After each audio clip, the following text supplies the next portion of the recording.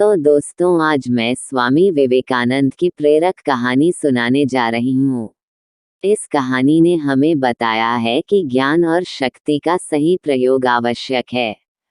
किसी शक्ति को प्राप्त करके यदि हम उस पर घमंड करते हैं तो यह मूर्खता है। शक्ति का सही जगह पर सही इस्तेमाल करना ही वास्तविकता में बुद्धिमानी है। तो आइए शुरू करते हैं। बात उस समय की है जब स्वामी विवेकानंद अपने लोकप्रिय शिकागो धर्म सम्मेलन के भाषण के बाद भारत वापस आ गए थे। अब उनकी चर्चा विश्व के हर देश में हो रही थी। सब लोग उन्हें जानने लगे थे। स्वामी जी भारत वापस आकर अपने स्वभाव अनुरूप भ्रमण कर रहे थे। इस समय वे हिमालय और इसके आसपास के क्षेत्रों में थे। एक दिन वो घूमते घूमते एक नदी के किनारे आ गए। वहां उन्होंने देखा कि एक नाव है पर वह किनारा छोड़ चुकी है। तब वे नाव के वापस आने के इंतजार में वहीं किनारे पर बैठ गए। एक साधु वहां से गुजर रहा था।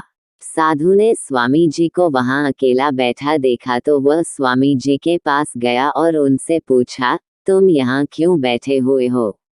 स्वामी जी ने जवाब दिया, मैं यहाँ नाव का इंतजार कर रहा हूँ। साधु ने फिर पूछा, तुम्हारा नाम क्या है? स्वामी जी ने कहा, मैं विवेकानंद हूँ। साधु ने स्वामी जी का मजाक उड़ाते हुए उनसे कहा, अच्छा, तो तुम वो विख्यात विवेकानंद हो जिसको लगता है कि विदेश में जाकर भाषण दे देने से तुम बहुत बड़े महात्मा साधु बन सकते हो। स्वामी जी ने साधु को कोई जवाब नहीं दिया।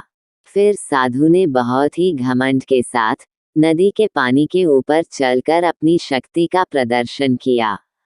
कुछ दूर तक चलने के बाद साधु ने स्वामी जी कहा, क्या तुम मेरी तरह पानी पर पैदल चलकर इस नदी को पार कर सकते हो? स्वामी जी ने बहुत ही आदर और विनम्रता के साथ साधु से कहा, इस बात में कोई शक नहीं कि आपके पास बहुत ही अद्भुत शक्ति है। लेकिन क्या आप मुझे यह बता सकते हो कि आपको यह असाधारण शक्ति प्राप्त करने में कितना समय लगा? बहुत ही अभिमान के साथ साधु ने जवाब दिया, यह बहुत ही कठिन कार्य था।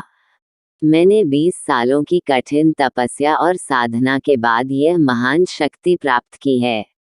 साधु का यह बताने का अंदाज बहुत ही अहंकार भरा था।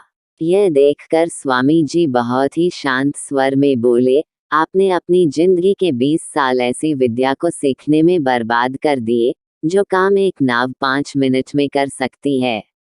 आप ये 20 साल निर्धन बेसहारा गरीबों की सेवा में लगा सकते थे, या अपने ज्ञान और शक्ति का प्रयोग देश और देशवासियों की प्रगति में लगा सकते थे। परंतु आपने अपने 20 साल सिर्फ 5 मिनट बचाने के लिए व्यर्थ कर दिए। ये कोई बुद्धिमानी नहीं है। साधु सिर झुकाए खड़े रह गए और स्वामी जी नाव में बैठकर नदी के दूसरी किनारे चले गए।